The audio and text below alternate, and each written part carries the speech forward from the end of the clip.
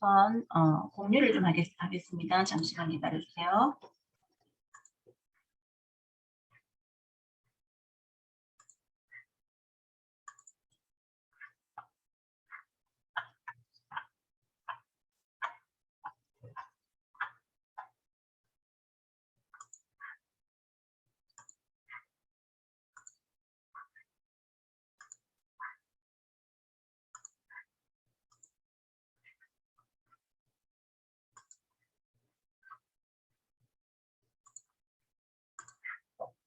자, 우리 어제 커뮤니케이션 기법과 스킬에 대해서 배웠는데요. 오늘은 이제 거기서 슬라이드로 우리가 또 복습을 하고 5장 진도 나갈게요. 자, 어제 배웠던 내용이니까 여러분들 아마 지금 한 25% 정도 남아있을까요? 자, 복습하면 50%로 다져질 겁니다. 자, 어제 했던 것 중에서 you 메시지와 I 메시지가 있었습니다. you 메시지는 너를 중심으로 표현하는 말이고 I 메시지는 나를 중심으로 표현하는 말입니다. 그래서 일찍 들어오라는 you 메시지가 되고요. 해물탕을 해놓겠다는 I 메시지가 됩니다. 왜 이렇게 늦었니? 뭐 하다 왔니?는 you 메시지가 되고요. 왜 이렇게 늦었니? 늦게 오니까 엄마가 걱정이 되잖아. 이것은 I 메시지가 됩니다. 그리고 you 메시지는 명령형 이미지 메시지라서 들으면 반발심, 불쾌감, 거부감을 갖게 되지만 I 메시지는 호소형, 부탁형 메시지라서 들으면 수용적이 되고 긍정적이고 친근감을 갖게 됩니다.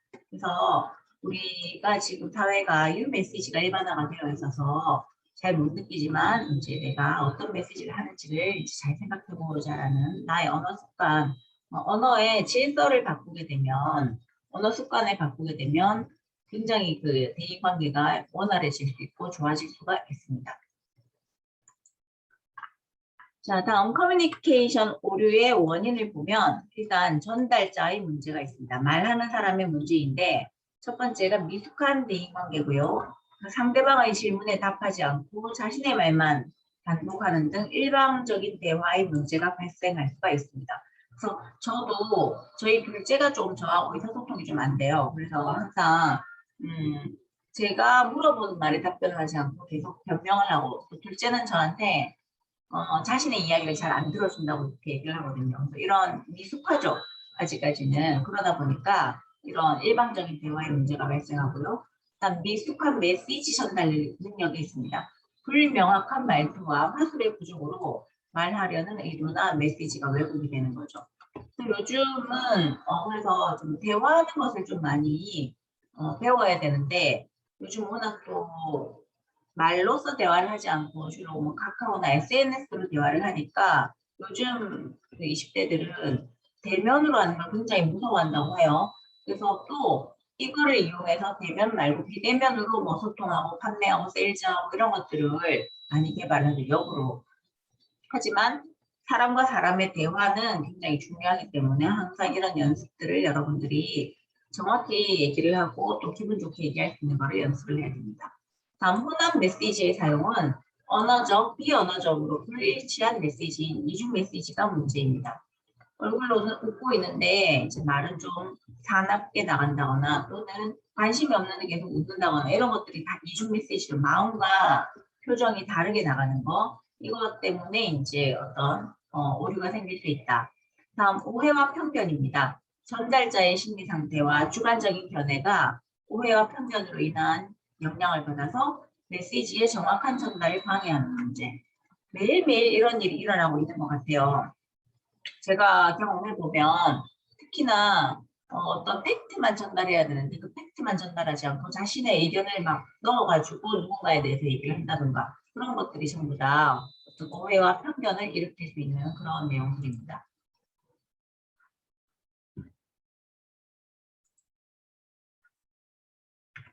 자, 다음은 커뮤니케이션 오류의 원인 중에서 듣는 사람의 문제입니다. 경청의 문제죠. 건성으로 듣고자 하는 내용만 듣는 문제. 내가 듣고 싶은 것만 이제 듣는 거죠. 그래서 참 이거 어려운 것 같아요. 그죠? 강의도 마찬가지죠. 똑같이 자리에 앉아서 듣지만 어떤 사람은 다 들었고 어떤 사람은 80% 이해를 했고 어떤 사람은 이 내용을 이렇게 들었고 굉장히 그 듣는 내용이 보면 정확히 안 들을 경우가 참 많더라고요. 저도 그래서 어떤 자리에 갈 때 뭐 주의사항 같은 거 들을 때 제가 들은 것과 옆에 일행이 들었을 때 비교를 해보면 제가 한 80%밖에 제대로 못 들은 경우가 많더라고요. 그러니까 놓친 게 많은 거죠. 아무리 경청을 해도 집중력의 차이 그런 것들이 있겠죠. 다음 부정확한 피드백이 있습니다. 수신자가 전달자의 의도를 정확하게 파악하지 못하고 임의로 해석해서 반응을 보내거나 잘못 해석하고 반응하는 문제입니다. 그래서 우리가 서비스 직군에서는 의사소통을 할 때 항상 재확인을 하라고 하죠. 그 고객의 이야기를 복창해서 다시 한 번 더 확인하는 것들, 이런 훈련을 합니다. 다음 왜곡된 인지와 감정적인 반응입니다. 수신자의 경험에 따른 오해와 왜곡된 인지 또는 그릇된 지각 때문에 전달자의 메시지를 잘못 이해하고 수용하는 문제. 이거는 약간 나이 드신 분들이 좀 더 많은 것 같아요. 저희 부모님도 본인의 경험이 워낙 많다 보니까 어떤 팩트를 들으면 그걸 본인이 막 해석해가지고 사실인 것처럼 얘기하는 경우가 있거든요. 그런 경우는 이제 커뮤니케이션에 오류가 생길 수 있는 상황입니다. 다음 조직 커뮤니케이션의 중요성이고요. 조직의 목표를 성공적으로 수행하기 위해서는 체계적으로 조직화된 커뮤니케이션이 필요합니다. 그래서 조직 구성원 간의 신뢰감을 형성하기 위해서 업무의 시너지 효과를 창출하고 직장 내 분위기를 긍정적으로 조성해야 됩니다. 조직 내에서 구성원 간의 의사전달 시스템과 분위기를 조성하고 잘못 전달된 메시지를 인해서 예상치 못한 결과를 초래해서 손실이 발생할 수 있습니다. 조직 내에서는 커뮤니케이션이 더 중요하겠죠. 아니면 큰 손실이 발생할 수 있기 때문에 그런 거죠. 다음 조직 커뮤니케이션의 부분을 보시면 이제 공식적인 커뮤니케이션인데 하향적인 커뮤니케이션은 바로 상급자로부터 하급자에게 전달되는 명령이나 지시를 얘기하고요. 상향적인 커뮤니케이션은 하급자의 성과나 의견 태도 등을 상위로 전달하는 과정입니다. 그래서 조직 내에 쌍방향 커뮤니케이션을 가능하게 하고 하향적 커뮤니케이션의 단점을 보완할 수가 있습니다. 그리고 수평적인 커뮤니케이션은 위계 수준이 같은 구성원이나 부서 간의 커뮤니케이션을 의미하고 상호작용적인 커뮤니케이션입니다. 그래서 이 세 가지가 골고루 잘 이루어질 때 그 조직은 분위기가 굉장히 좋은 조직이 될 수 있겠죠. 조직 커뮤니케이션의 구분을 보면 비공식적인 커뮤니케이션이 있습니다. 어제 교재에도 그레이프바인이 나왔는데 제가 따로 언급을 안 했거든요. 슬라이드에 있는 내용을 한번 읽어보겠습니다. 자, 조직의 커뮤니케이션은 공식적인 커뮤니케이션 체계뿐만 아니라 자생적으로 형성된 비공식적인 커뮤니케이션 체계도 존재한다고 되어 있습니다. 바로 비공식적인 커뮤니케이션 체계를 포도나무를 닮았다고 해서 그레이프바인이라고 칭합니다. 예를 들어서 이제 보면 미국의 남북 전쟁 당시에 이제 전시 체제가 엉망이어서 전시입니다. 전시 글자가 틀렸네요. 정보의 전달과 수신 상태의 문제가 발생한 데에서 유래를 했다. 그래서 오늘날 모든 비공식적인 커뮤니케이션을 지칭하는 의미로 사용합니다. 조직적인 측면에서 비공식적인 커뮤니케이션 체계를 흐르는 정보는 소문의 형태이고 왜곡될 소지가 있다고 해서 소홀하게 다루었지만 역기능을 줄이고 장점을 이용하는 방안 모색이 바람직하다고 할 수 있습니다. 시험에 그렇게 자주는 나오지 않는데 이제 나온 내용이니까 여러분들이 이게 그런 거구나 하는 것, 이제 비공식적인 커뮤니케이션이다. 이게 이제 잘 다루면 좋은 부분이고 요즘도 사회에서 이런 SNS 상으로 이런 비공식적인 커뮤니케이션 어떤 그룹이 있다고 얘기를 들었습니다. 자, 문제풀이 하겠습니다. 다른 사람으로부터 부정적인 평가를 받으면 실제로 그렇게 되는 현상. 좋지 않은 과거의 경력이 현재 인물 평가에 미치고 나쁜 사람으로 낙인받으면 의식적 또는 무의식적으로 그렇게 행동한다는 것을 이르는 말을 무엇이라고 합니까? 네, 어제 배웠던 거 낙인 효과죠. 어제 복습했던 내용입니다. 다음, 좋은 효능이 있는 약을 복용하고 있지만 환자가 부정적인 생각으로 믿지 못한다면 상태가 나아지지 않는 현상. 이것은 네, 정답은 노시보 효과였습니다. 다음, 긍정적인 심리적인 믿음이 신체를 자연 치유하는 데 큰 역할을 하는 현상은 네, 정답은 플라시보 효과죠. 다음, 누군가에 대한 사람들의 믿음이나 기대 예측이 그 대상에게 그대로 실현되는 경향을 무엇이라고 합니까? 네, 피그말리온 효과입니다. 다음, 다른 사람들이 지켜보고 있다는 사실을 의식함으로써 그들의 전형적인 본성과 다르게 행동하는 현상. 이것은 네, 호소인 효과라고 어제 배웠습니다.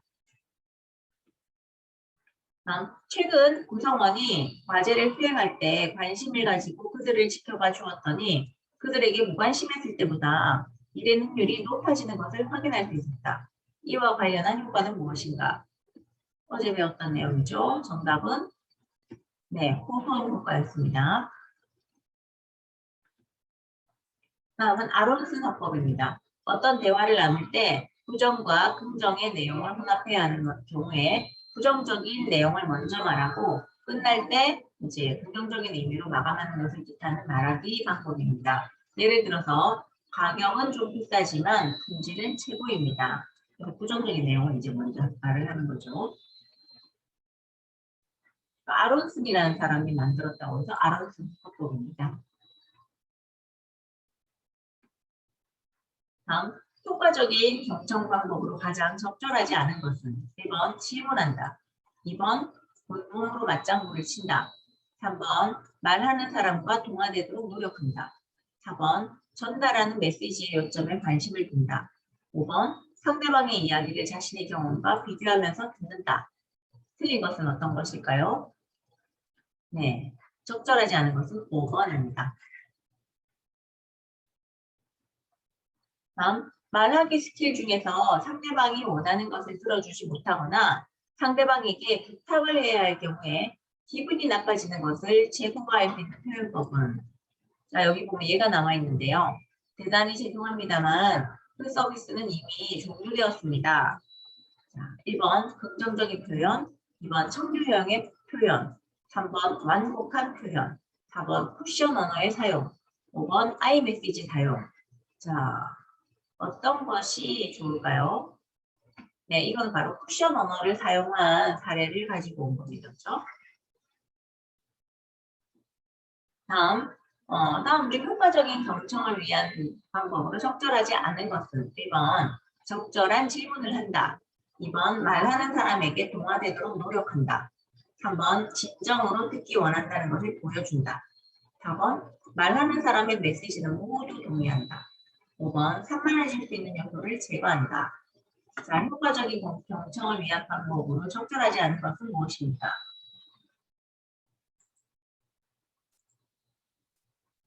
네, 4번이죠. 말하는 사람의 메시지는 모두 동의할 필요는 없습니다. 그죠? 다음은 감성지능에 대한 내용입니다. 자, 감성지능의 정의는요. 감정 정보를 처리하는 능력인데요. 자신과 타인의 감정을 정확하게 지각하고 인식해서 적절하게 표현하는 능력을 통해서 삶을 향상시키는 방법입니다. 감정을 효과적으로 조절하는 능력이라고 볼 수 있는데요. 동기를 부여하고 계획을 수립하고 목표를 성취하기 위해서 감정들을 이용해서 자신의 행동을 이끄는 능력입니다.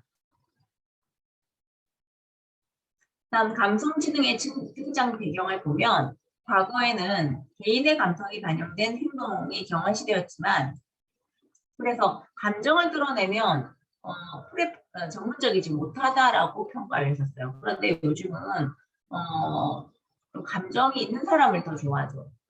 좀 감성 능력 있는 사람들. 우리 아까 항상 강의 전에 슬기로운 의사생활에 나왔던 음악이 나오는데 저는 그걸 참 재밌게 봤었는데요. 감동도 많았고 거기서 의사가 어떤 그 인턴이 그 환자가 사망을 할 때 그걸 지켜봐야 되는 그런 업무를 맡았어요. 그런데 이제 사망할 때 몇 년 몇 월 몇 시 이렇게 숨이 딱 끊어질 때 그거를 얘기를 해야 되는데 이 의사가 그걸 정확히 못한 거예요. 그러니까 너무 슬프고 감정 조절을 못한 거예요. 눈물이 나서 그래서 이제 나중에 나와서 잘못했다고 얘기를 하니까 그 담당하는 과장이 본인이 옛날의 행동이 기억이 나서 본인도 똑같은 그런 경험을 했던 거죠. 그러면서 의사는 언제든지 냉정해야 돼. 감정에 휘둘리면 안 돼. 이렇게 얘기하지 않고 그럴 수 있지. 그럴 수 있다. 의사도 사람인데 그렇게 하면서 울어도 괜찮다고 그렇게 이제 얘기를 했었습니다. 그런 것들이 바로 요즘 사회가 많이 변한 거죠. 예전 같으면 혼났겠죠.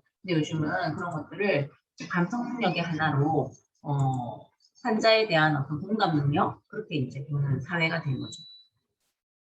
다음 또 지식 정보화 사회가 되다 보니까 상호 존중하고 신뢰하는 조직 문화를 선호하게 됐고요. 21세기의 사회는 주관적이고 비전 있는 자세, 창조적이고 직관적인 행동을 유발하는 감성 지능이 절실하게 필요한 사회가 되었습니다. 다음 감성지능과 조직 성과의 관계를 보겠습니다. 직장에서 느끼는 개인의 긍정적인 감성은 감성의 예는 바로 사랑이나 감정이입, 열정 이런 것들이죠. 업무를 향상시켜서 직무에 대한 만족도를 높입니다. 그리고 긍정적인 감성은 구성원의 자발적인 이타 행동을 증가시키고 구성원들에 대한 리더십을 발휘하게 합니다.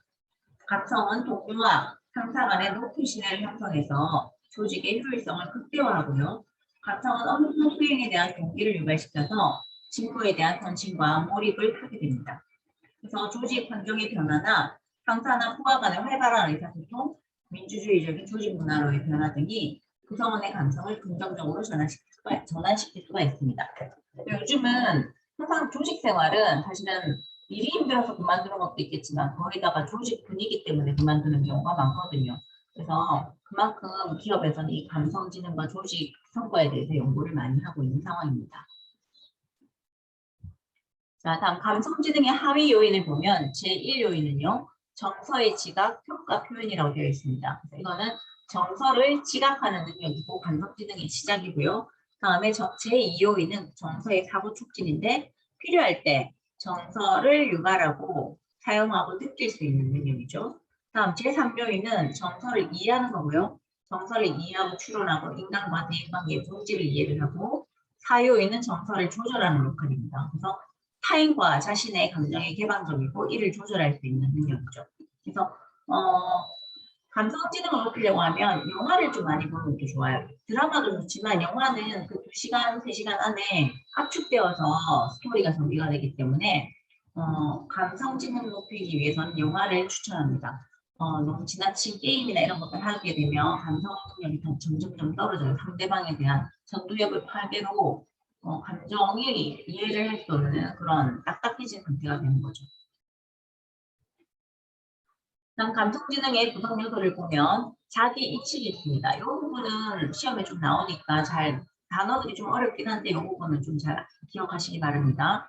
자기 인식, 셀프 어웨어니스라고 하는데 자신의 감성을 빨리 인식하고 알아차리는 능력, 감정에 이름 붙이고 내가 뭐 먹고 싶은지 내가 알아야 되고 내가 왜 힘든지 알아야 되고 내가 왜 기분 좋은지 알아야 되고 남만 자꾸 공부할 것이 아니라 이제 나 자신을 정말 많이 알아야 되거든요.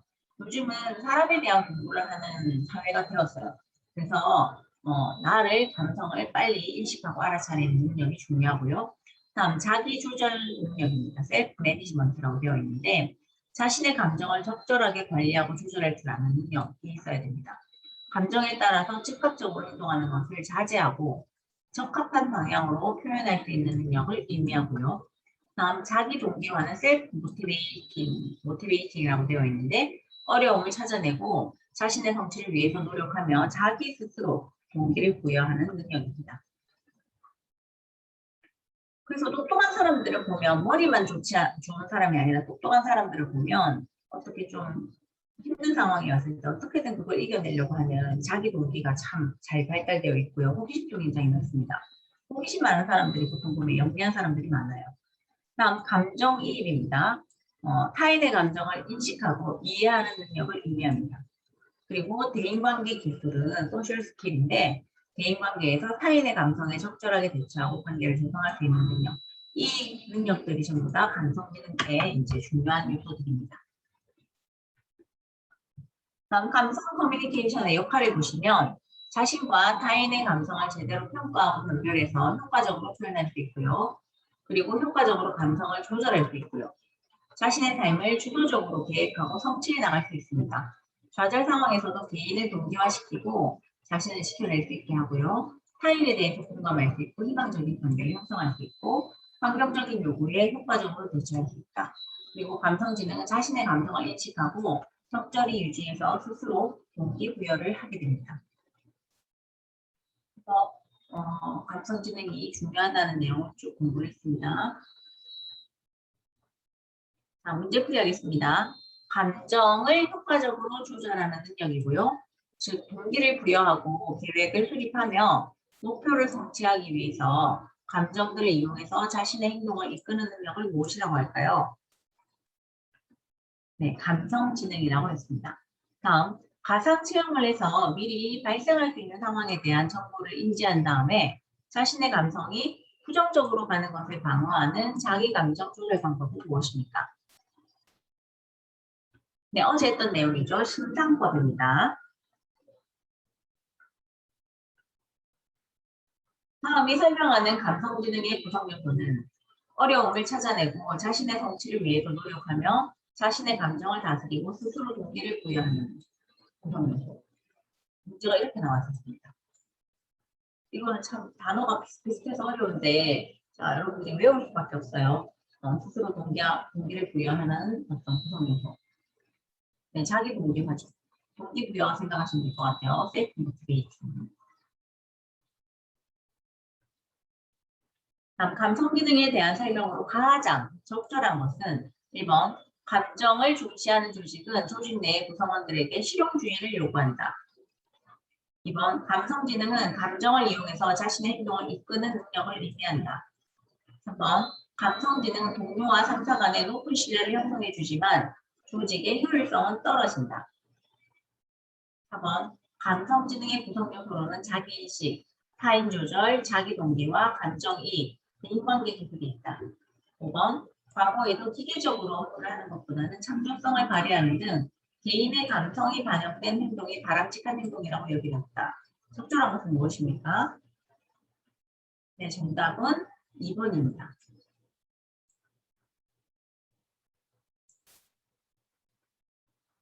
다음, 감성 커뮤니케이션 스킬에서 자기 감정 조절의 방법으로 적절하지 않은 것은 1번 심상법을 활용한다. 2번 감정을 지혜롭게 표현한다. 3번 자신을 흥분시키는 자극들에 대한 정보를 수집한다. 4번 감정을 표현할 때와 그렇지 않아야 할 때를 알아야 한다. 5번 타인에게 관심을 가지고 파악한 다음에 내 자신의 상황과 비교한다. 적절하지 않은 것은 무엇입니까? 네, 5번이죠.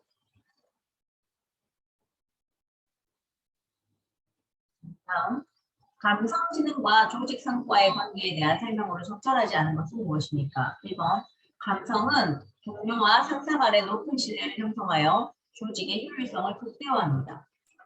그리고 감성은 업무 수행에 대한 동기를 유발시켜서 직무에 대한 헌신과 몰입을 하게 한다. 그리고 직장에서 느끼는 개인의 긍정적인 감성은 업무를 향상시켜서 직무에 대한 만족도를 높인다. 4번 긍정적인 감성은 구성원의 자발적인 이타 행동을 증가시키며 구성원들에 대한 리더십을 발휘하게 한다. 5번 감성은 어려움을 찾아내고 자신의 성취를 위해서 노력하며 자신의 감정을 다스리고 스스로 동기를 부여하는 능력이다. 자, 적절하지 않은 것은 무엇입니까? 네, 정답은 5번입니다. 이거는 이제 동기부여 능력을 얘기하는 건데 감성이라고 한 거예요. 그래서 이게 문제가 교재에 이제 있는 그대로 안 내고 이제 교재를 조금 다르게 해서 그러니까 내용이 조금 맞는 것 같잖아요. 그러니까 공부를 안 하면 교재 공부를 안 하면 틀릴 수가 있습니다. 교재를 정확히 공부를 하셔야 됩니다. 매일 한 번씩 읽으셔야 돼요. 그렇게 해야지 점수가 나옵니다. 아마 모의고사 또 두 번째 거 받은 거 여러분들 풀어보셨을 텐데 시험 치듯이 꼭 풀어보세요. 다음 설득. 설득은요. 타인의 태도와 행동의 변화라는 특정한 목적을 가진 주체가 대상에게 메시지를 전달하는 행위입니다. 그래서 현장 접점에서 고객의 태도와 행동의 변화를 이끌어내고 이해조정을 통해서 당사자들이 원하는 것을 효과적으로 얻어내기 위한 설득과 협상은 매우 중요한 커뮤니케이션 방법입니다. 세상에서 가장 짧은 시간이 들어가는 설득은 무엇일까요? 자, 광고입니다. 광고는 가장 짧은 시간이 투여되는 설득이에요. 여러분들이 TV를 보다가 광고를 보는데 나 저거 사고 싶어 라는 생각이 들었으면 그건 여러분들이 이미 설득을 당한 거거든요. 그래서 광고도 일종의 설득의 형태라고 보시면 되겠습니다. 설득의 기본 원칙은요. 첫 번째, 긍정적인 언어를 사용해야 됩니다. yes나 but, 예, 그렇습니다. 하지만 이렇게 얘기하는 거죠. 비쌉니다, 손님. 그렇지만 더 좋은 점이 있습니다. 이런 식으로 얘기하는 거죠.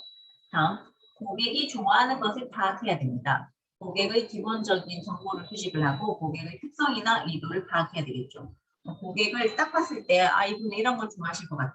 그런 느낌 있잖아요. 그런 경험들을 자꾸 쌓다 보면 고객도 이런 분 이런 거 좋아하실 것 같아. 이런 느낌. 그런 거를 이제 파악해야 되는 거죠. 다음 동기를 유발하기입니다. 대화를 시도하도록 적절한 질문을 사용해서 고객을 참여시키는 거죠. 다음 분명하고 명확하게 메시지를 전달하기. 대화의 목표와 결과를 명확하게 하고 쉽고 적합한 표현으로 전달을 합니다. 어렵게 설명하면 이제 고객들이 이제 다른 데로 가버릴 확률이 높기 때문에 쉽게 설명을 하는 거죠. 다음 경청하기. 고객의 말에 귀를 기울이고 고객의 반응을 보면서 이야기하는 것. 다음 칭찬과 감사의 말 표현하기. 칭찬은 호감을 이끌어내고요. 감사의 마음은 마음을 긍정적인 방향으로 움직입니다. 그래서 이거는 이 설득은 주로 영업 직군에 이제 해당되는 경우가 상당히 많습니다. 설득의 6가지 기술을 보면 이심전심이 있고 역지사지가 있고 감성을 자극하고 손철살인 그리고 은근과 끈기 차분한 논리 이런 것들이 있습니다. 자, 이심전심을 보시면 문자나 언어가 없이 남을 깨닫게 하고요. 손짓, 미소, 표정, 자세 등 비언어적인 커뮤니케이션을 사용해서 메시지를 전달합니다. 그래서 시각에 호소하는 언어를 사용합니다. 시험에 한 번씩 나옵니다. 시각에 호소하는 언어를 사용해서 설득을 하는 것은 무엇인가? 그럼 이심전심이라고 하시면 되겠죠. 다음 역지사지는요. 입장 바꿔 생각하죠. 다른 사람의 처지에서 생각을 하고 상대에 대해 따뜻한 배려로 설득을 하고 그다음 비난하고 강요하기 전에 상대의 마음을 헤아리는 모습을 보여주는 것이 바로 역지사지의 모습입니다. 다음 감성을 자극하는 거죠. 그래서 다양한 채널로 접근해서 감성을 자극하고요. 이메일, 편지, 문자 등 감성에 호소하는 설득은 어떤 설득의 언어보다 강합니다. 또 문자 같은 것도 내용이 뭐 정보만 전달하는 것이 아니라 어떤 감성적인 내용을 넣는다거나 요즘은 TV 광고도 굉장히 감성을 자극하는 그런 광고들이 많죠. 그래서 감성 자극이 중요하고요. 다음 촌철살인입니다. 짧게 딱 얘기하는 거. 상대의 의도를 간파하는 짧은 한마디는 상대의 마음을 한순간 무너뜨릴 수 있는 강력한 설득 기법이고요. 전문가나 유명 인사의 말을 이제 인용하는 것도 한 가지 방법일 수가 있습니다. 얼마 전에 제가 이제 보통 요즘 같은 경우는 촌철살인이 어제도 계속 얘기했지만 사람의 마음을 제일 많이 흔드는 게 재고가 얼마 없다. 뭐 한 개 남았다. 이런 건 것 같아요. 보면은. 그러면 이거 사야 되겠구나. 영업할 때는 물건 살 때는 그런 것들이 좀 많더라고요.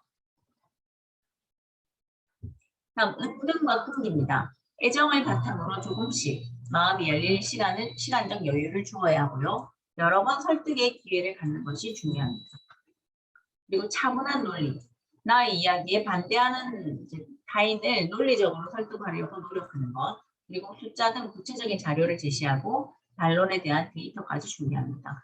그래서 저도 차를 사는 동안 영업사원 통해서 차를 샀는데 6개월 걸렸거든요. 시승도 여러 가지를 해보고 있는데 그 영업사원이 워낙 그 영업을 잘해서 뭐 서두르지도 않고 계속 기다리도록 기다려주고 이것저것 다 타보라고 얘기를 하고 많이 기다려줬던 것이 제가 결심을 하게 된 어떤 마음에 드는 차를 찾는 것도 힘들었거든요. 차를 먼저 정해놓고 사는 것이 아니라서 그랬을 때 가만히 들어보면 이 영업사원이 이 6가지를 다 가지고 있었던 것 같아요. 그래서 결정을 했는데 지금도 후회를 하지 않고 아주 잘 마음에 들어 하고 있습니다. 그래서 설득의 6가지 기술을 보면 상호성, 상대방에게 먼저 베풀고요. 희귀성, 독특한 특징과 정보를 이용해서 차별화를 하고요. 권위, 내가 알고 있는 것을 보여주고 신뢰를 얻고요. 그리고 일관성, 스타팅 포인트를 두고 지속적으로 설득을 합니다. 그리고 호감, 상대방과 친밀한 관계를 만들고 사회적인 증거는 바로 다수의 증거, 여러 명이 샀다라든가 물건 같은 경우에 우리 같은 경우는 이제 보면은 구매한 사람의 숫자 또는 뭐 그 사람들의 후기 이런 것들이 바로 사회적 증거가 될 수가 있습니다. 그거 보고 설득이 돼서 여러분들이 물건을 구매하는 거잖아요. 그죠? 그런 것들이 바로 설득의 6가지 기술에 들어갑니다. 물건 팔 때 광고에 이런 것들이 다 들어가는 거죠. 다음 협상입니다. 협상은 타결 의사를 가진 둘 또는 그 이상의 당사자 사이에 양방향 의사소통을 통해서 상호 만족할 만한 수준으로의 합의에 이르는 과정입니다. 자, 협상은 상대방이 진정 원하는 것이 무엇이고 왜 그런 생각을 하는 것인지를 충분히 분석해서 상대방과 나의 입장을 동시에 만족시킬 수 있는 다양한 대안을 만들기 위한 노력입니다. 작게는 뭐 중고 거래에서 가격 협상도 있을 거고요. 크게는 여러 기업에서 우리는 이거 이렇게 하는데 얼마를 주겠다. 이 기업은 이렇게 해달라. 여러 가지 협상이 많이 생기죠. 여러분들도 일상생활에서 협상을 굉장히 많이 하고 있을 겁니다. 알게 모르게. 자, 협상의 3가지 유형입니다. 분배형 협상은요, 하나를 놓고 당사자들이 나누는 유형이고요. 단순한 분배이므로 한쪽이 많이 가지면 다른 한쪽은 그만큼 손해를 볼 수밖에 없는 피자 같은 경우에 누가 4개 먹으면 남은 사람이 그걸로 나눠 먹어야 되겠죠. 혼자 다 먹어버리면. 다음, 이익 교환형 협상입니다. 당사자들이 원하는 것의 차이를 찾아서 양쪽 모두 최대한 만족할 수 있도록 하는 방법입니다. 호빵이 있는데 어떤 사람은 겉에 있는 빵만 좋아하고 어떤 사람은 안에 팥만 좋아한다. 그럴 경우에는 이익 교환형 협상이 될 수 있겠죠. 다음 가치 창조형 협상입니다. 당사자들이 서로 협력해서 새로운 해결책을 나타내는 유형입니다. 자, 협상의 기본 원칙은요. 첫 번째, 목표가 확실해야지 좋은 결과를 얻고요. 다음, 목표를 뒷받침할 수 있는 협상 기반을 마련해야 되고 협상 장소는 홈그라운드와 같이 유리한 장소에서 합니다. 내가 좀 유리한 장소를 얘기하는 거겠죠. 다음, 첫인상이 협상을 좌우하고요. 그리고 알기 쉬운 단어, 명확한 단어, 절제된 표현 등을 사용합니다. 경청을 통해서 상대방을 대화에 끌어들이고 정보를 얻습니다. 그리고 협상에 도움이 되는 문서나 AVC 등을 적절하게 활용합니다. 주로 영업사원들이 보통 보면 이제 책자 가지고 다니고 영상으로 보여주죠.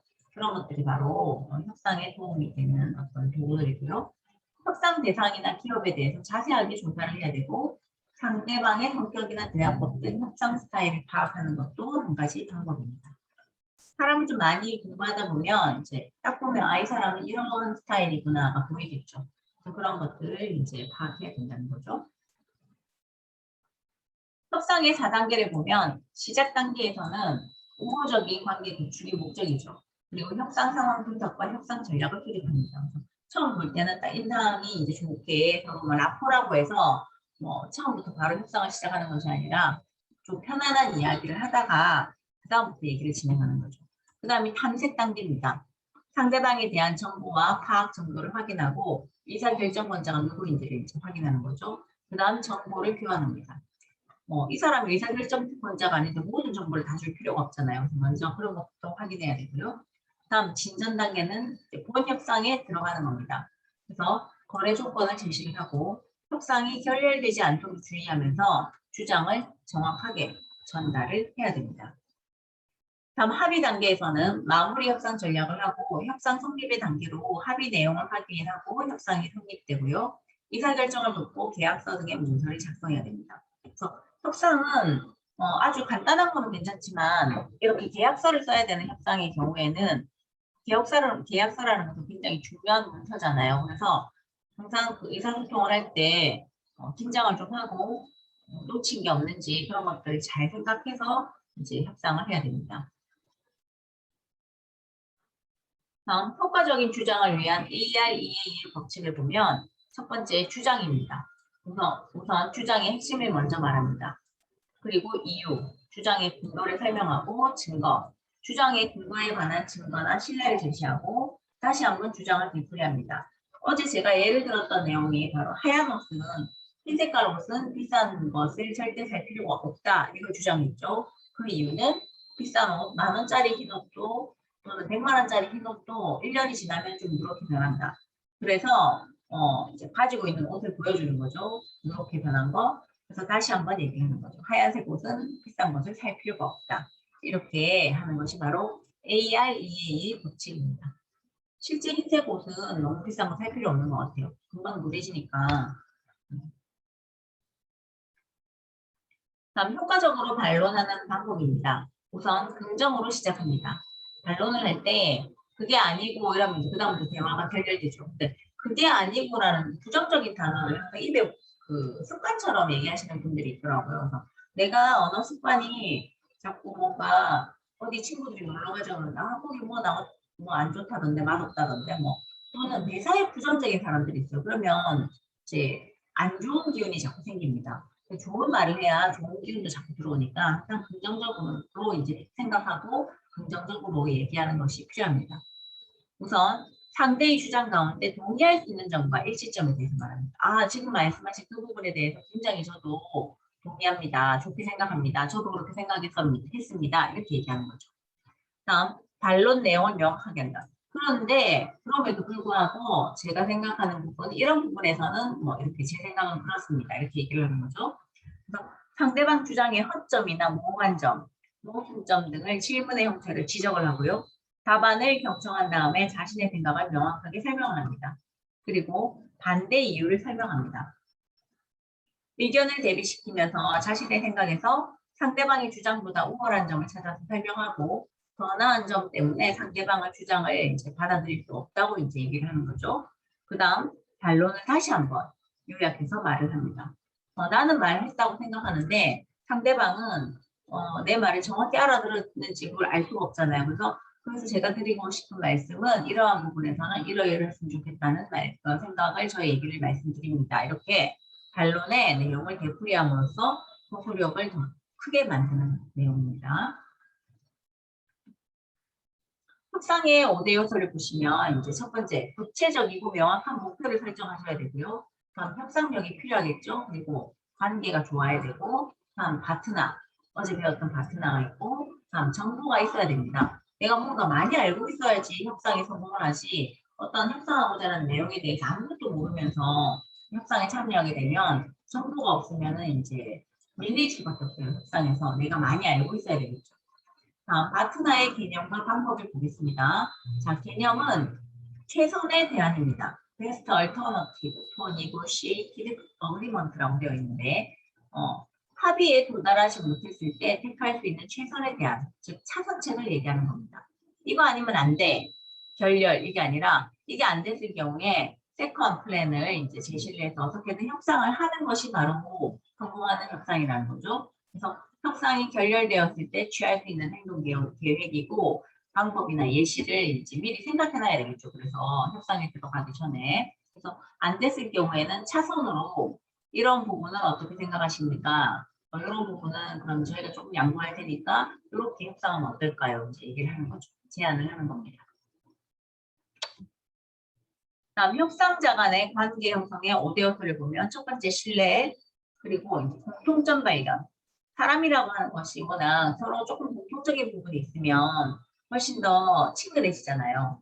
그래서 요즘 특히나 더 골프가 막 사람들이 대중적화가 된 것이 골프를 하시는 분들이 워낙 많아지다 보니까 사업하시는 분들도 전혀 모르던 분야라도 이제 골프를 딱 얘기하면 서로가 이제 공감대형성이 되나 봐요. 저는 골프를 치지 않는데 저 같은 경우는 이제 반려동물을 키우니까 반려동물을 키우시는 분이 있으면 갑자기 공감대 형성이 엄청 많이 생기거든요. 그런 식으로 이제 공통점 발견인 거죠. 다음 존경심이 있어야 되고요. 상호 관심이 있어야 되고 호의적인 감정이 이제 있어야 된다는 겁니다. 자, 문제풀이 하겠습니다. 효과적으로 반론하는 방법에 대한 설명으로 옳지 않은 것은 무엇인가요? 1번, 답변을 경청한 다음에 자신의 생각을 명확히 설명한다. 2번, 반론의 내용을 되풀이함으로써 소소력이 커지게 한다. 3번, 우선 상대방의 주장 가운데 동의할 수 있는 점과 일치점에 대해서 말한다. 4번, 객관적인 자료나 언어로 상대를 설득할 수도 있지만 다양한 채널로 접근하여서 감성을 자극해야 한다.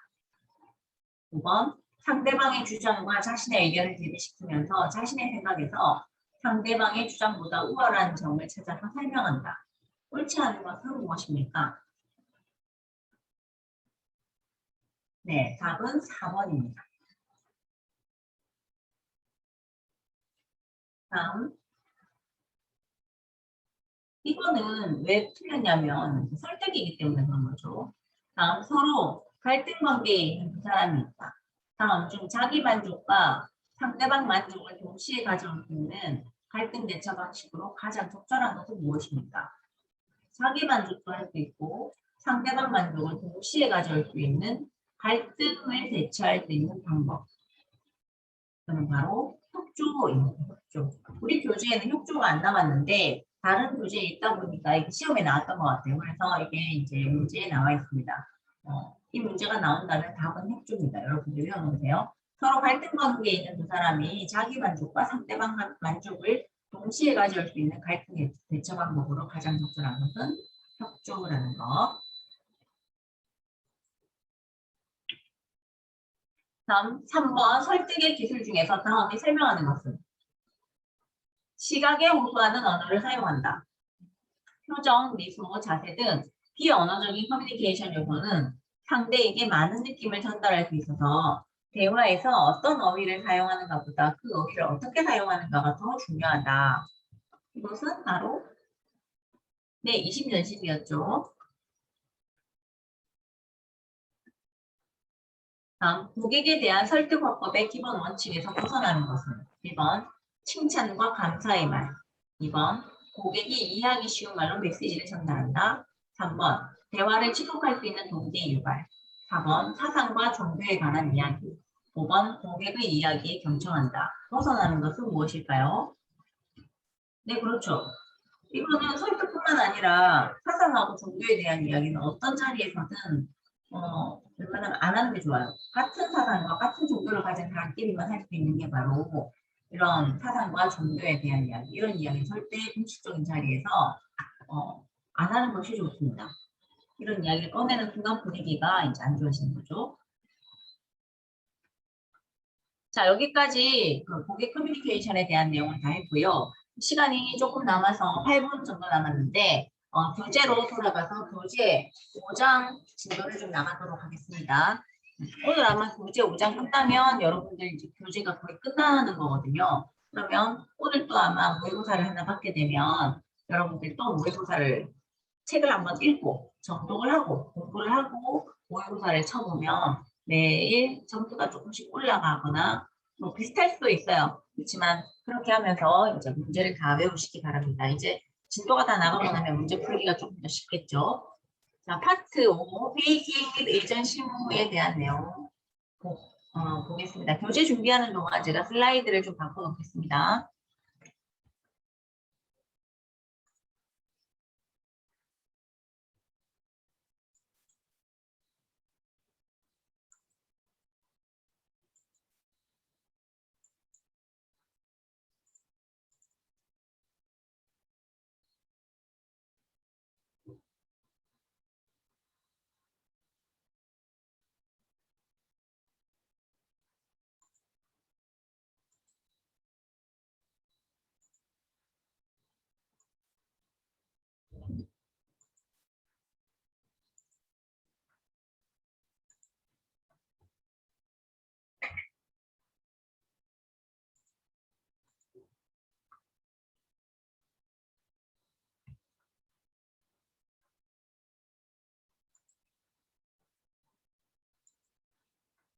네, 5장 회의 기획 및 의전 실무에 대한 내용입니다.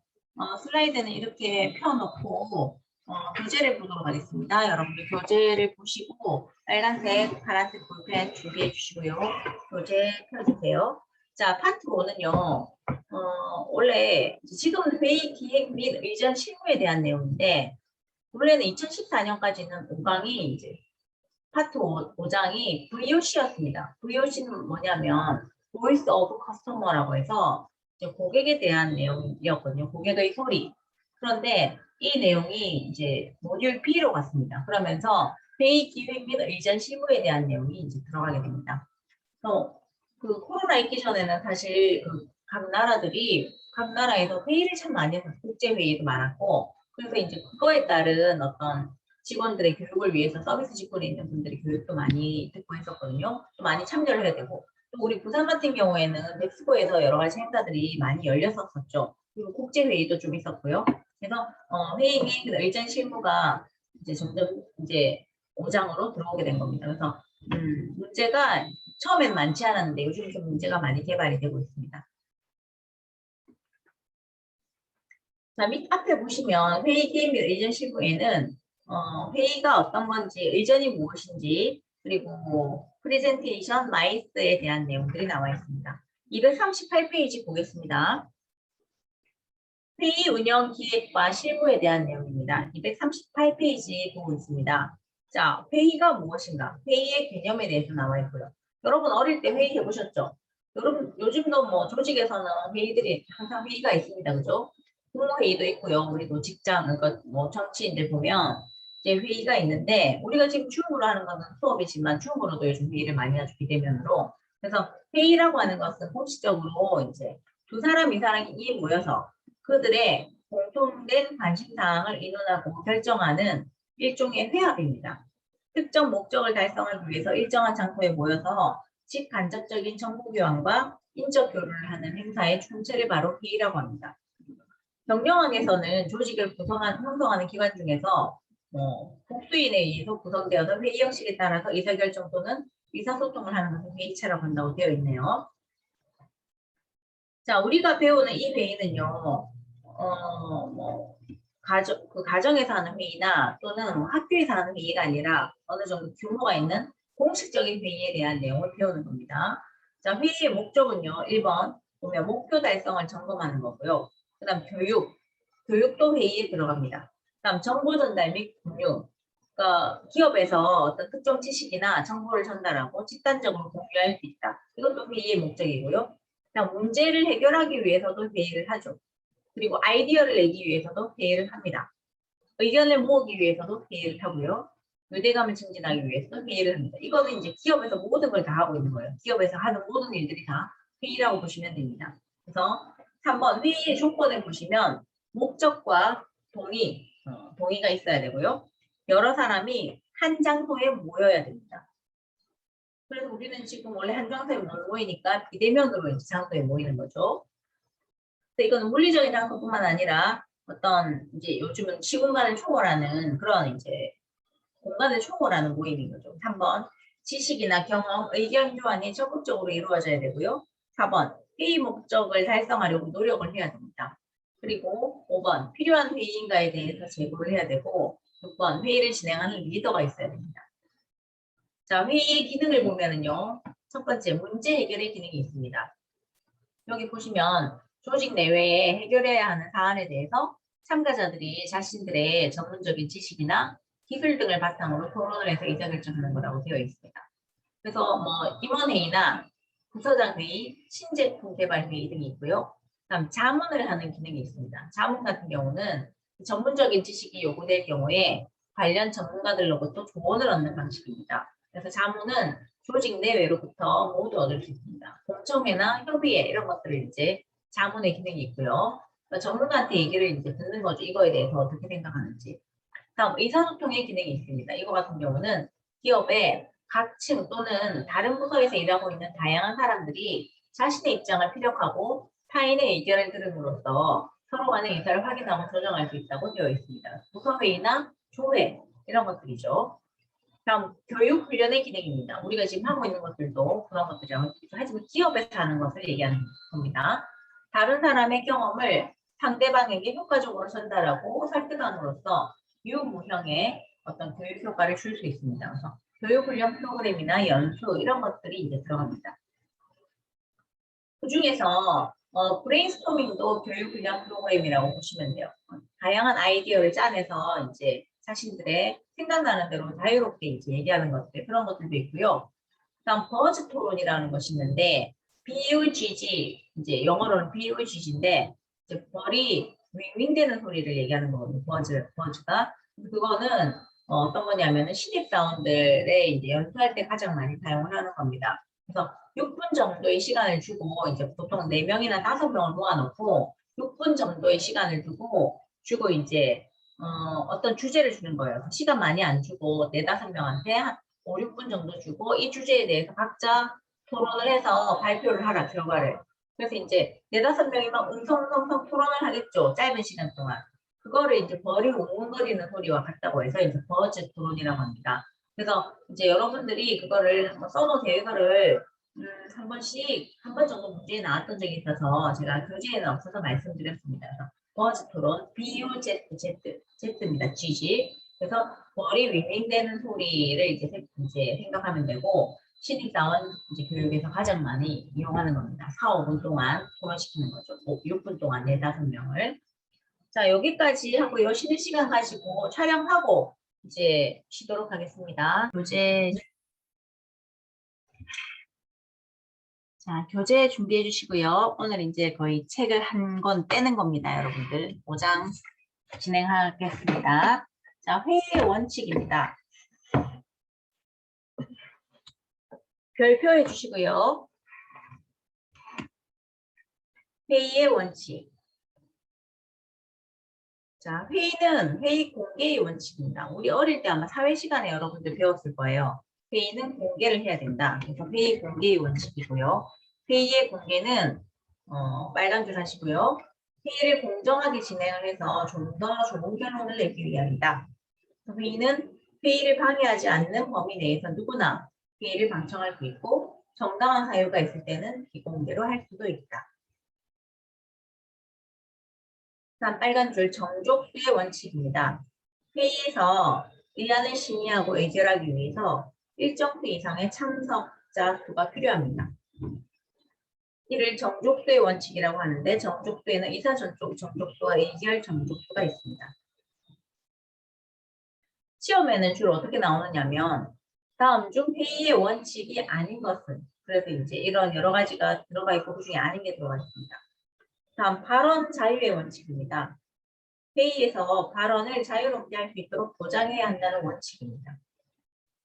그런데 회의에서 발언권을 주지 않으면 안 되겠죠. 근데 이제 회의가 참석한 정족수에 포함되지 않는 사람들이 발언권을 달라고 막 싸우는 거 여러분 많이 보셨을 거예요. 회의할 때 솔직히 정치도 그렇고 어떤 소모임에서 회의할 때 이제 싸우는 거 보면 발언권을 안 줘서 이제 싸우는 경우도 있습니다.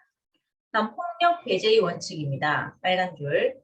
회의에서는 어떠한 경우에도 어떠한 형태의 폭력이라도 금지한다는 원칙이다. 참 부끄럽죠. 우리 맨날 TV 보면 뉴스 보면 국회의원들이 막 싸우고 그러잖아요. 그러면 안 된다는 거죠. 원칙이. 다음 참석자 평등의 원칙이 있습니다. 회의에 참석한 사람들은 누구나 평등한 대우를 받아야 한다는 원칙이고요. 다수결의 원칙 빨간 줄 하시고요. 회의에서 의사결정을 할 때 다수의 의견을 전체 의사로 보고 결정하는 원칙입니다. 하지만 다수결의 원칙은 다수의 횡포가 가능하고요. 올바른 소수가 배제될 수 있다는 점이 이제 단점입니다. 그래서 다수의 결정이 항상 옳은 것은 아니라는 점 등의 문제점이 있습니다. 이거 여러분들도 동의하시죠? 무조건 다수가. 그래서 우리나라가 한때는 다수결의 원칙이 너무 강했었던 때에는 소수가 굉장히 피해를 많이 봤었어요. 항상 다수가 선택을 하면 그게 정답이고 옳은 거고 소수가 선택을 하면 이제 무조건 틀린 거다. 그랬는데 요즘은 소수 의견들을 굉장히 존중하자는 말들이 좀 많이 나오고 있죠. 그래서 소수가 선택했다고 해서 그게 틀린 건 아닙니다. 요게 굉장히 중요한 부분인 것 같아요. 다음 일사부재의 원칙. 이거 보면 빨간 줄 할게요. 회의에서 한 번 부결된 안건은 같은 회기 중에 다시 상정하지 않는다. 그러니까 회의 시간 중에 한 얘기 가지고 또 얘기하면 시간 낭비잖아요. 그러니까 한 번 다뤄서 뭐 부결이 난 의견은 같은 회기 중에서는 이제 다시 얘기하지 않는다는 얘기. 똑같은 얘기를 자꾸 반복하게 되니까 그런 거겠죠. 이게 좋게 쓰이면 시간을 절약하고 다양한 주제를 가지고 얘기를 할 수 있겠지만 나쁘게 쓰이면 우리도 어떤 결정을 할 때 부결이 나버리면 그거를 다시 안건에 올리기 위해서는 또 6개월, 1년의 시간이 지나야 되니까 이게 또 나쁘게 쓰이게 되면은 이제 안 좋은 영향을 줄 수도 있는 상황입니다. 아마 여러분들이 어릴 때 사회 시간에 배웠던 내용일 거예요. 다음 240페이지 넘어가겠습니다. 다음 1의제의 원칙이 있습니다. 회의에서는 언제나 한 가지 의제만을 상정해서 다루어야 된다. 그래서 어떤 의제라도 의장이 일단 상정을 선언한 다음에는 토의와 표결로서 결정될 때까지 다른 의제를 이제 상정시킬 수가 없다. 그런 내용이고요. 지금 여러분들은 이게 뭐 아무 관계가 없는 내용일 것 같지만 사회에 나가서 보면 특히나 우리가 시민으로서 이런 회의의 원칙을 안 지켜서 일어나는 문제점이 굉장히 많거든요. 그래서 관심을 좀 가져야 되는 거죠. 다음 회기, 불개속의 원칙은요. 어떤 회의에 상정되었던 의안이 그 회의가 끝날 때까지 처리되지 않으면 폐기가 된다는 원칙입니다. 그래서 우리나라 헌법에서는 이와 반대되는 회기 계속의 원칙을 집행하고 있다. 우리나라는 좀 반대를 선택하고 있다는 거죠. 다음 밑에 보시면 정족수의 원칙이 있고요. 의사정족수, 의결정족수가 있습니다. 그래서 의사정족수는요. 회의를 개최하는데 필요한 인원수를 의사정족수라고 합니다. 또 회의를 시작해서 끝날 때까지 일정 수 이상의 회원이 참가를 해야 되고요. 우리나라 국회위원회는 재적위원 4분의 1 이상의 요구가 있을 때 개회 상정이 가능하고 재적위원 5분의 1 이상의 출석으로 개회를 합니다. 그래서 의원들이 참석을 하지 않으면 회의가 이루어질 수가 없죠. 다음 의결 정족수는요. 회의에 상정된 어떤 의견 안건을 결정하는 데 필요한 인원수를 마련합니다. 그래서 우리나라 국회에서는 다른 규정이 없으면 제적의원 과반수의 출석과 출석의원 과반수의 찬성으로 의결을 합니다. 특별한 의결 정족수의 규정이 있으면 그에 따라야 되고요. 그래서 인원수가 많은 게 이제 유리한 거겠죠. 우리나라에 또는 우리가 속해 있는 사회나 조직에 아주 중요한 부분들이 이렇게 대표라고 하는 사람들의 그냥 손을 드는 거, 참석해서 찬성한다는 거 이런 걸로 다 결정이 돼요.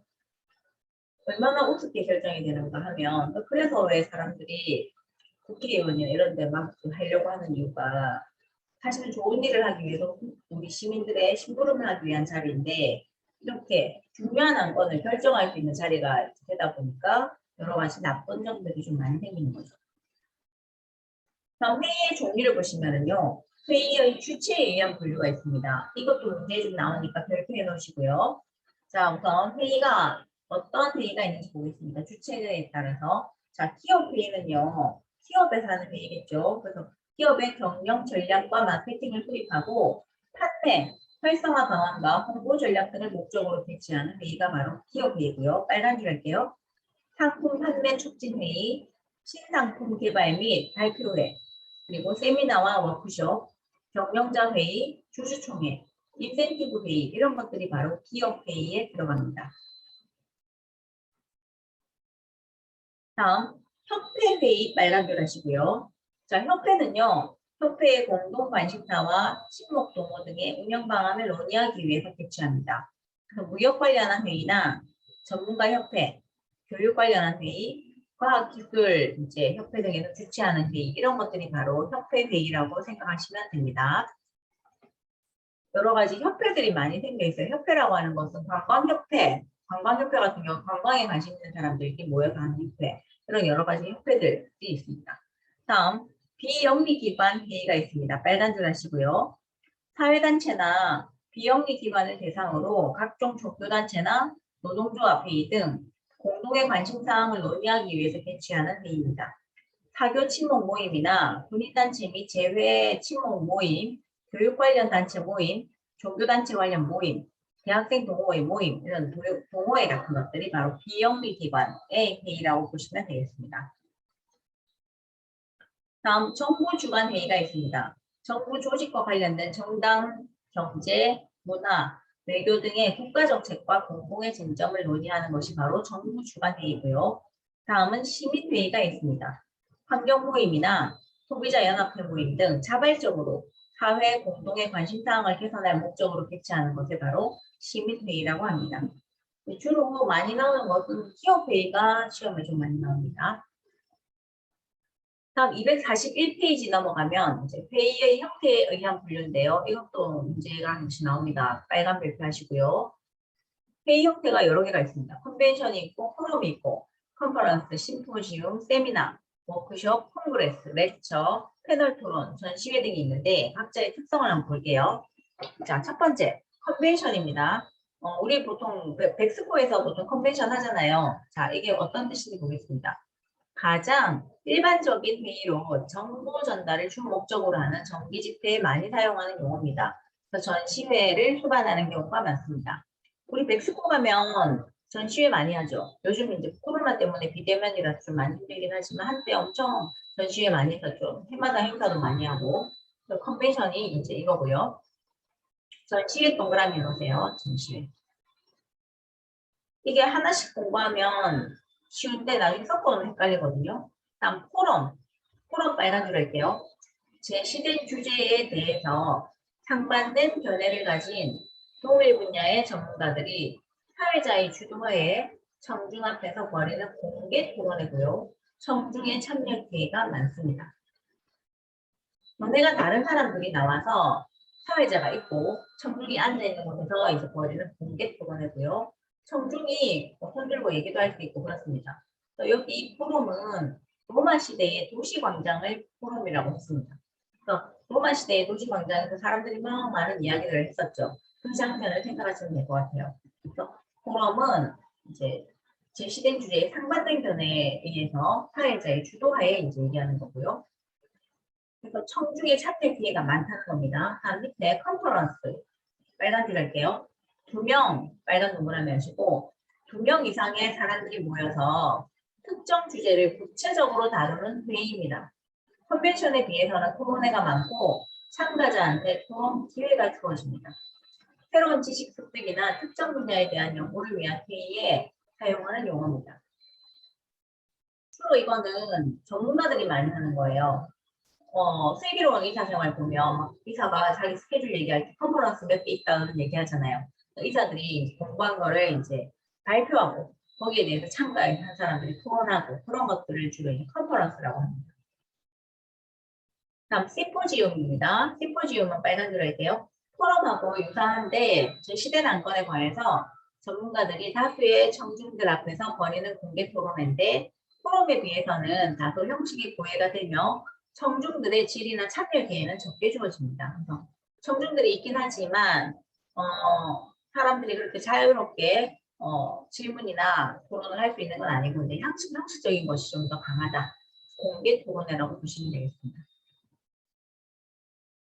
다음 세미나 들어갈게요. 자, 세미나는 교육 및 연구 목적을 가진 소규모적 회의로 빨간 줄 할게요. 한 사람의 주도하에 정해진 주제에 대해서 각자의 지식이나 경험을 발표하고 토론하는 회의입니다. 보통 고등 교육기관에서 학술 연구에 많이 활용합니다. 주로 대학원 이런 데 가서 이제 보통은 이번에 이런 주제에 대해서 공부를 한번 해보겠습니다. 라고 이제 하고 대학원에서 주로 하는 것이 세미나입니다. 박사과정이나 석사과정에서 하는 거. 다음 워크숍.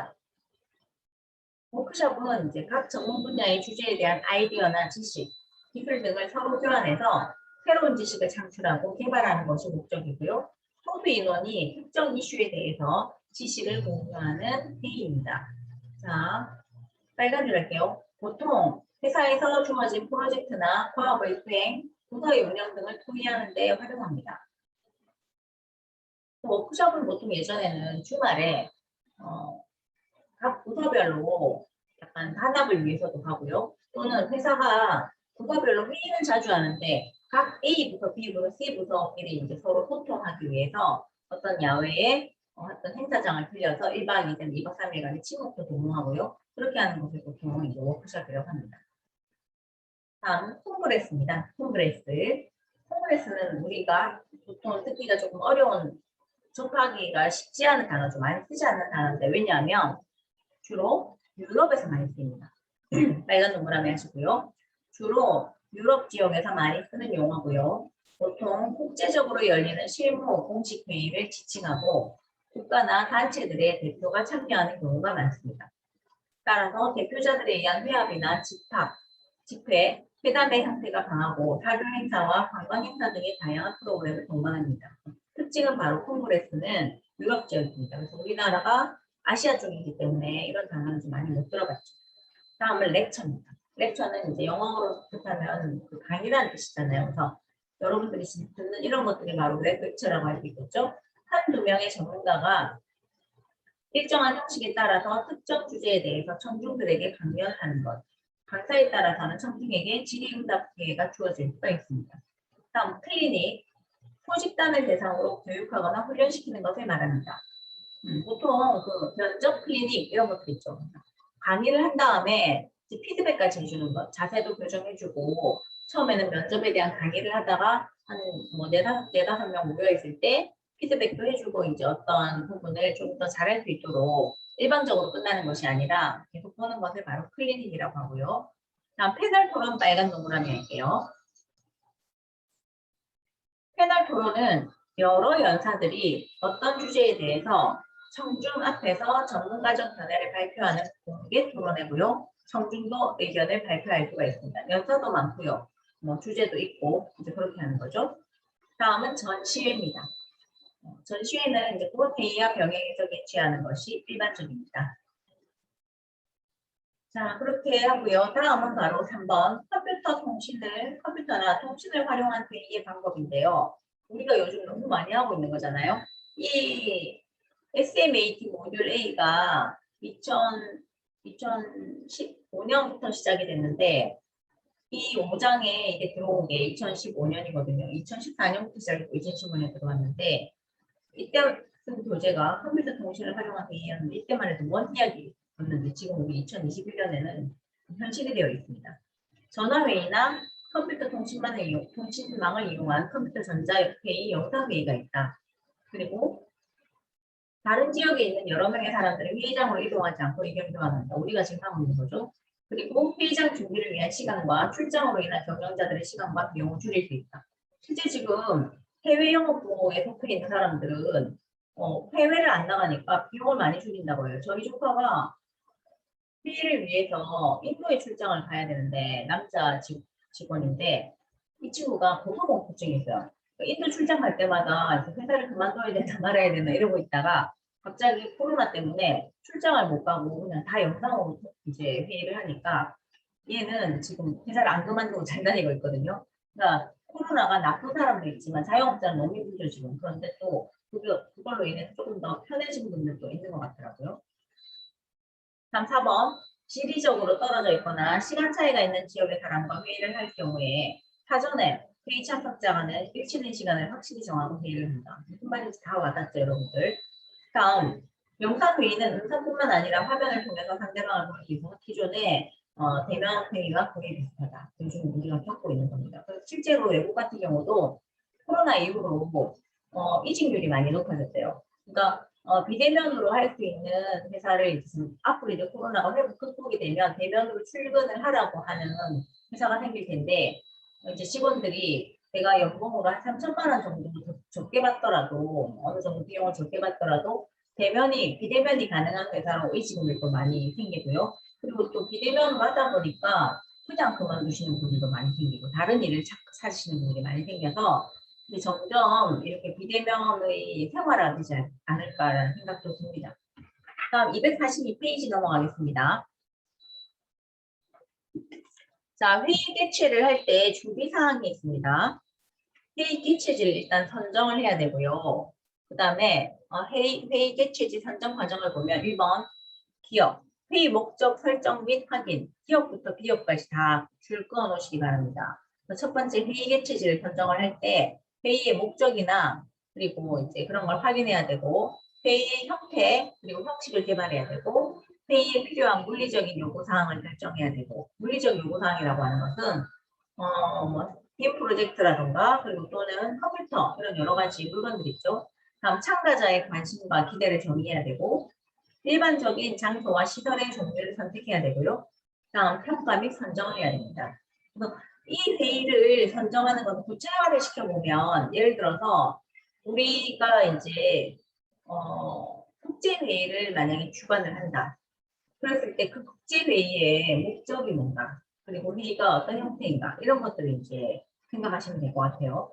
다음 2번 회의를 개최할 때 선정할 때 고려사항 그러니까 우리 입장이 여러분들 입장이 지금 우리가 어떤 회의를 주관하는 회사입니다. 회의 주관을 도와주는 회사라고 생각하시고 회의를 개최할 때 우선 숙박시설과 회의장이 중요하겠죠. 그리고 교통이 편해야 되겠죠. 그다음 기후가 적정해야 되겠죠. 전시장 이용도 돼야 되고 이벤트 프로그램이 있는지 그리고 인적 자원이 우수한지 그리고 도시 브랜드 및 이미지가 좋은지 재반 시설 접근성이 좋은지 이런 것들을 다 봐야 된다는 거죠.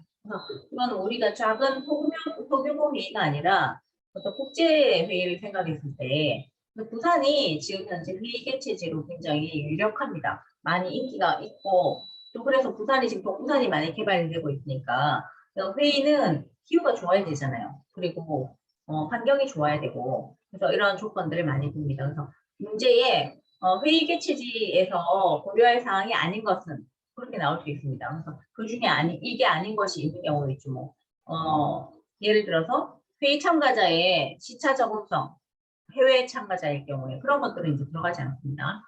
다음 회의실 선정을 할 때 고려 사항을 보시면 회의실 규모와 수용 능력이 있고요. 그리고 회의실의 유형별 배치와 기능, 전시장으로 활용할 수 있는지, 회의실 임대료가 얼마인지, 뭐 이런 것들, 위치 및 접근성과 브랜드, 서비스 종사원의 능력 및 제방 규정 이런 것들이 있습니다. 회의가 한번 생기면 서비스 종사원이 굉장히 많이 필요하거든요. 일자리 창출에도 효과가 있습니다.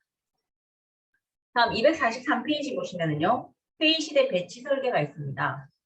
회의를 할 때 회의 유형과 참가자 수에 따라서 회의 배치 준비 시간을 보다 정확하게 예측을 하고 배치 시간과 복합적으로 발생하는 기타 서비스 부분의 인력까지 감안해서 고려를 해야 되고요. 회의실 배치와 관련된 현재 상황과 미래 예약 상황 현황을 숙지하고 테이블 및 좌석 배치 시에 공간을 효율적으로 활용합니다. 그리고 회의 운영 담당자는 회의 성격에 적합하도록 인력과 장비의 활용을 예측해서 회의장을 선정을 해야 됩니다. 다음 좌석 배치가 있습니다. 여러분들 아마 모의고사 1, 2, 3 다 풀어보시면 5장은 문제가 많이 없을 거예요. 그런데 그때는 이제 모의고사 문제를 낼 때는 5장이 이제 중요하지 않을 때였는데 요즘 새로 개발된 문제들은 그 5장에서 문제가 꽤 많이 나오고 있거든요. 그래서 5장도 중요하게 보셔야 됩니다. 다음 좌석 배치를 보시면 흑장식 배치가 있고 이제 회의실의 좌석 배치를 얘기하는 건데요. 흑장식 배치의 종류에는 바로 일반형이 있고 반원형이 있고 반원 날개형이 있고 V자형이 있고 암체형이 있습니다. 일반형은 우리가 교실형이라고 보시면 돼요. 정면으로 좌석을 배열하는 방법이고 빨간 줄 할게요. 참가자 수가 많은 경우에 적합합니다.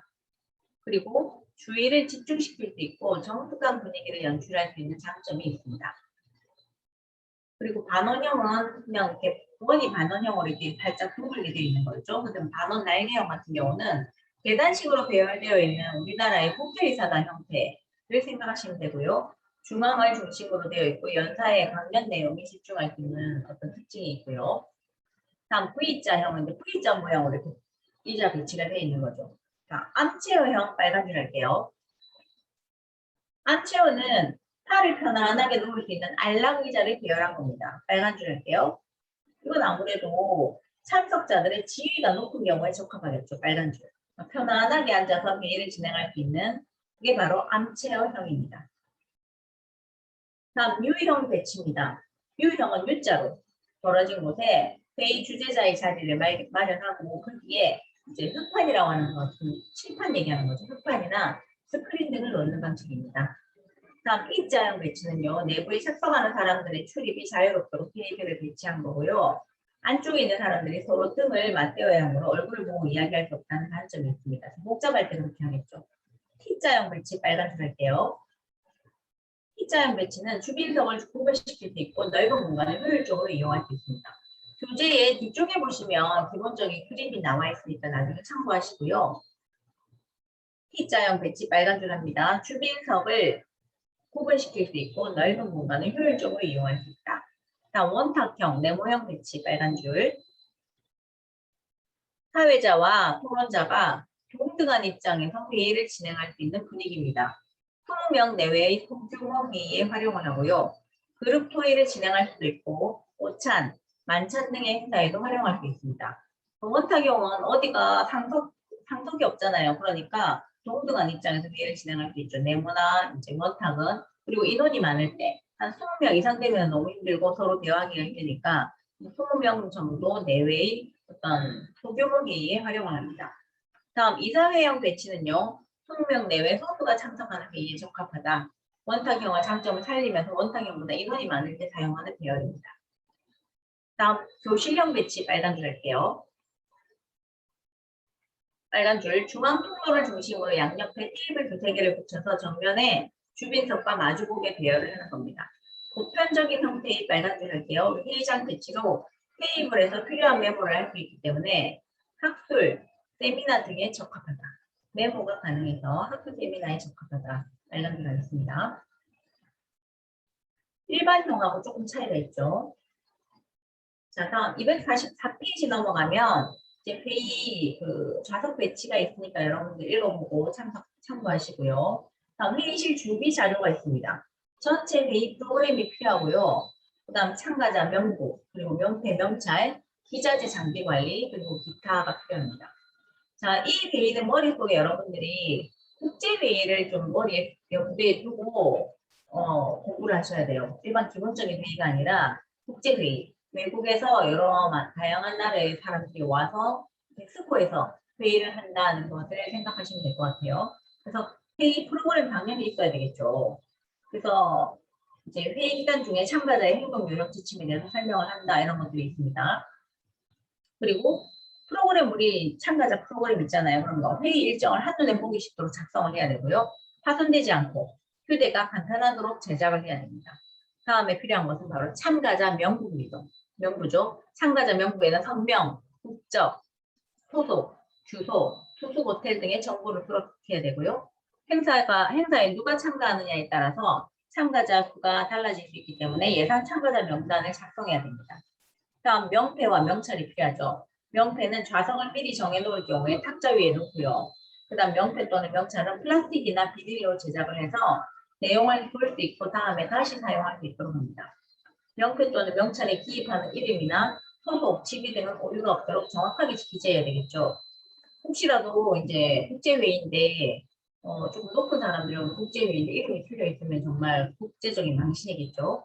다음 245페이지 기자재 장비 관리가 있습니다. 첫 번째 음향 시스템, 오디오 같은 것들, 스피커, 테이블, 연설대, 조명, 스크린, 영사기, 동시통역기, 칠판, 차트, 포인터 등 비영사 도구. 그러니까 엑스포 이런 공간에서 엄청나게 큰 행사를 하는 경우 생각하시면 되고요.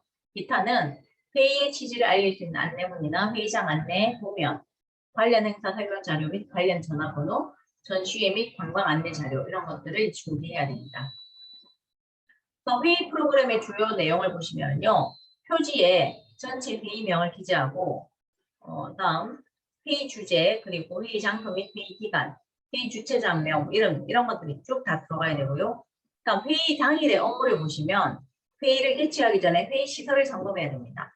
그래서 좌석 배치나 필요한 자료, 기자재 등의 준비 사항을 파악하고요.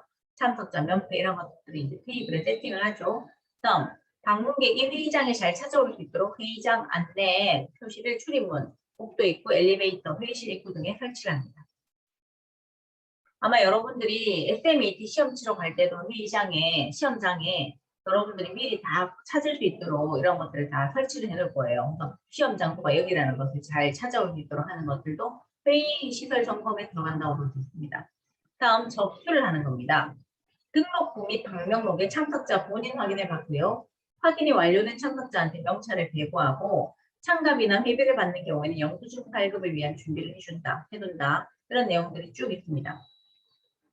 다음 245페이지 넘어가서 246페이지요. 회의 개최를 이제 하는 도중에는 회의 진행의 흐름을 방해하는 요소가 있는지 점검하고요. 그 다음 연사와 회의 참가자들의 필요사항을 즉시 해결할 수 있도록 대기를 해야 됩니다.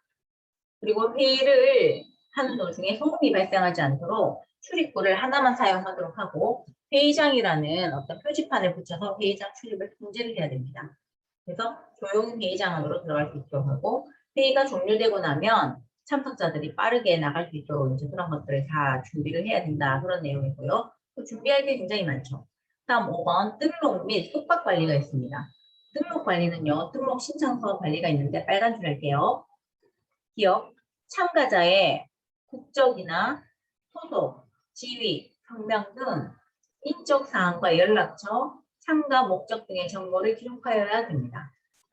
등록 신청서에 이런 내용이 들어가야 되고요. 니은, 빨간 줄, 주최 측의 본부 보관용, 조직위원회의 사무국 보관용, 참가자의 등록 보관용으로 세 가지가 있어야 되는 거예요. 등록 신청서에 주최 측 본부 보관용, 조직위원회 사무국 보관용, 참가자의 등록 보관용으로 구분합니다. 문제는 등록 신청서는 공부 보관용 한 부만 있으면 된다. 이런 식으로 나옵니다. 다음 팁은 등록 현황을 효율적으로 관리하기 위해서 등록자 명단, 참가자, 숙박 정보 등을 데이터베이스로 구축하는 것이 필요합니다. 이것도 전부 다 빨간 줄 해놓으시고요. 다음 등록 절차 방법입니다. 사전 등록이 있습니다. 사전 등록은 회의에 들어가기 전에 이제 먼저 하게 되면 회의 전에 규모를 사전에 예측하고 준비할 수 있는 장점이 있죠. 그리고 회의 당일 접수 및 본인 확인 등의 시간을 절약하고 혼잡을 줄일 수 있습니다. 우리가 비대면이 활성화되기 전에 백스코에서 어떤 여러 가지 행사들이 있을 때 사전 등록을 해야 하는 사람만 들어보내주었던, 아마 여러분들 경험 있는지 모르겠는데, 그때 왜 사전 등록을 하느냐면 사전에 등록한 사람들이 이만큼 오는구나. 그럼 거기에 맞춰서 준비를 하기 위해서 사전 등록이 꼭 필요합니다. 다음 현장 등록도 있어요. 사전 등록을 못한 사람에 한해서 빨간 동그라미 하시고요. 자, 회의 당일 현장에서 등록하고 참석하는 것을 말하고 빨간 줄. 동선의 확보가 쉬운 곳에 등록 데스크를 설치한다.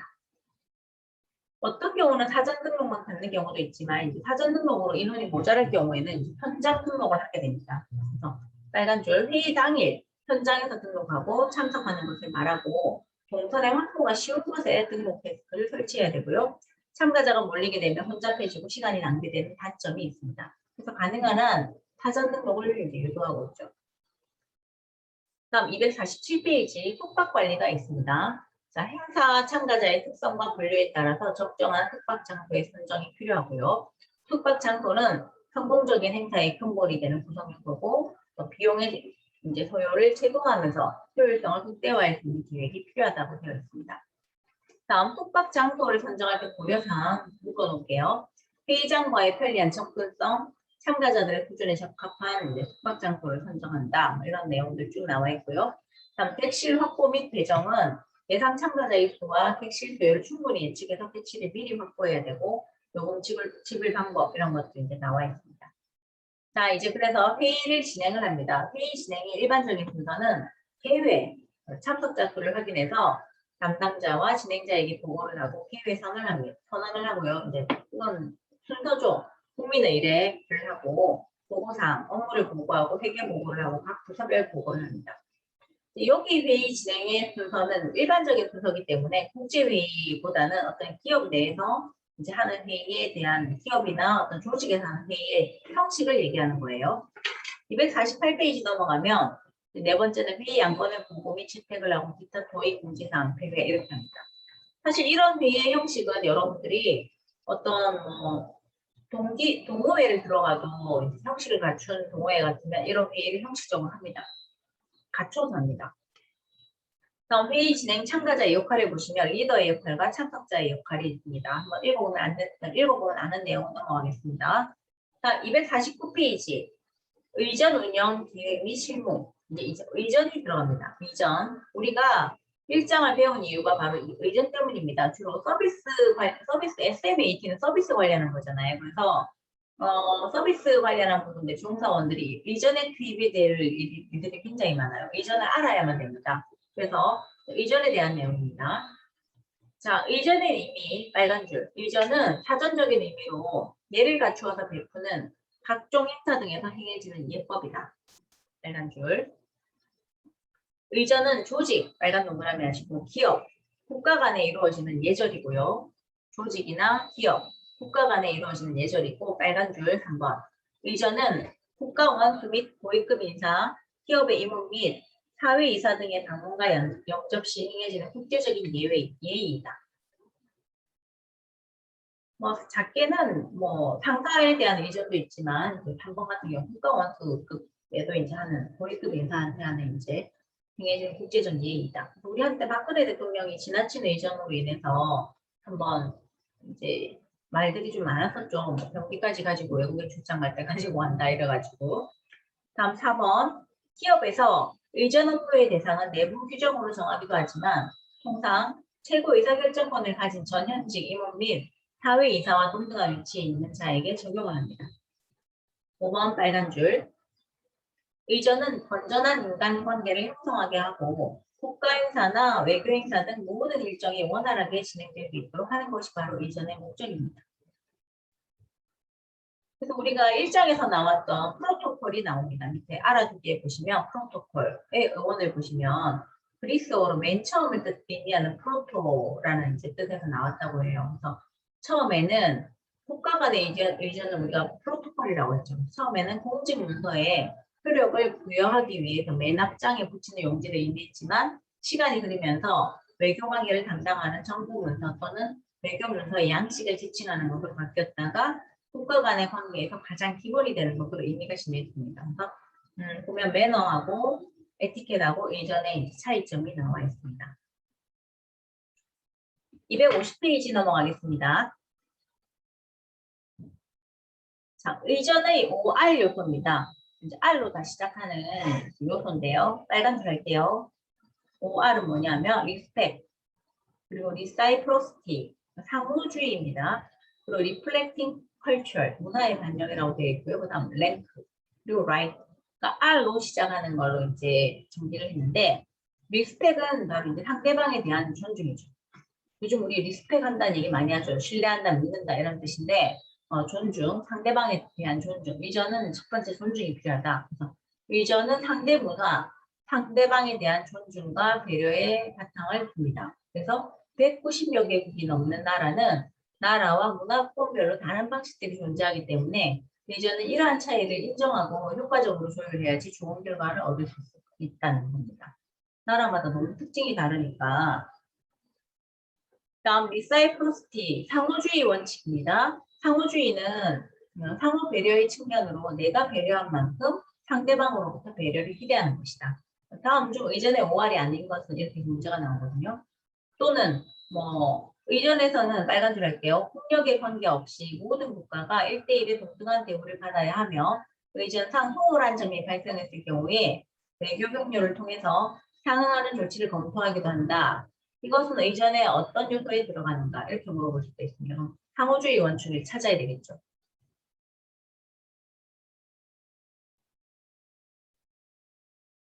다음 문화의 반영이 있습니다. 의전의 격식과 관행은 특정 시대, 특정 지역의 문화를 반영하므로 시대적, 공간적인 제약을 갖습니다. 그래서 어떤 그 국가의 문화를 이제 반영을 해서 이해를 해줘야 된다는 거죠. 그래서 현재의 의전 형식은 연구한 것이 아니면 시대가 변하는 것에 따라 의존하는 것이다. 시대에 따라 변화했다는 거고요. 다음 랭크, 서열입니다. 자, 의전 행사에서 가장 기본이 되는 것은 참석자들 간의 서열을 지키는 것입니다. 그래서 서열을 무시하는 것은 상대 국가나 조직에 대한 모욕이 될 수 있습니다. 그래서 예전에 한번 중국에서 행사할 때 우리나라에서 갔을 때 박근혜 대통령이 참여했을 때 우리나라 대통령이 그 어디에 앉는가가 굉장히 뉴스에서 많이 나왔었어요.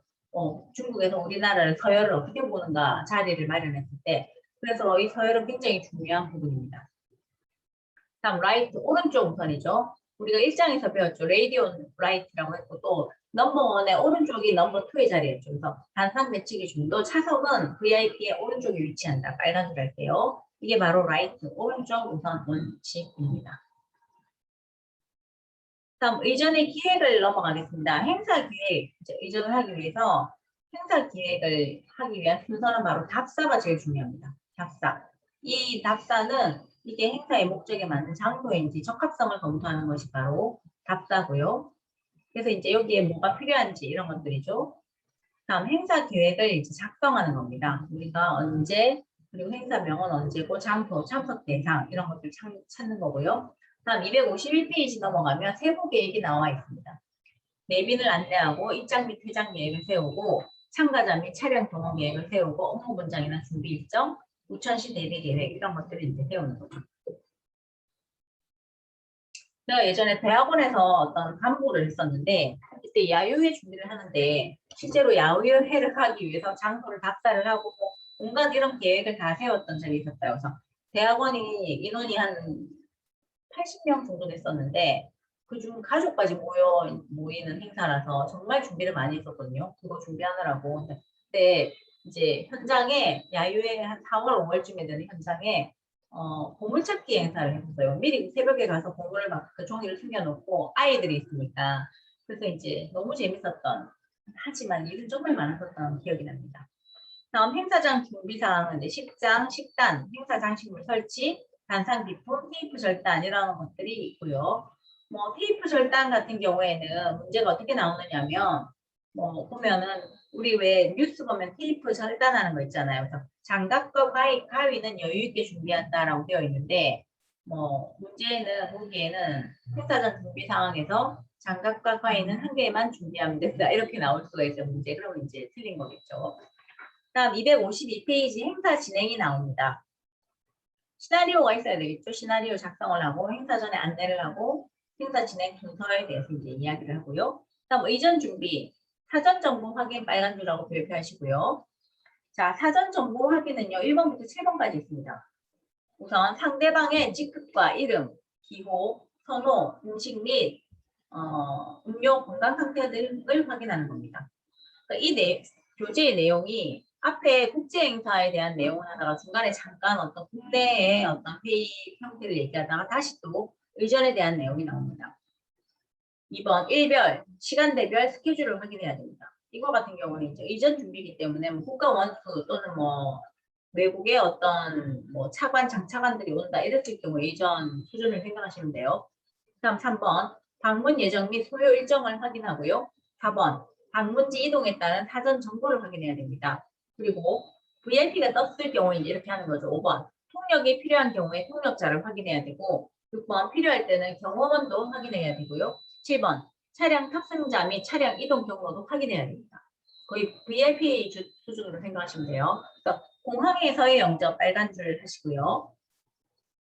별표하시고 자 공항에서의 영접은 첫 번째 공항 VIP 라운지 예약이고요. VIP들만 들어가는 그런 라운지 있잖아요. 2번 환영 인사 대상과 인원수 결정 빨간 줄 하겠습니다.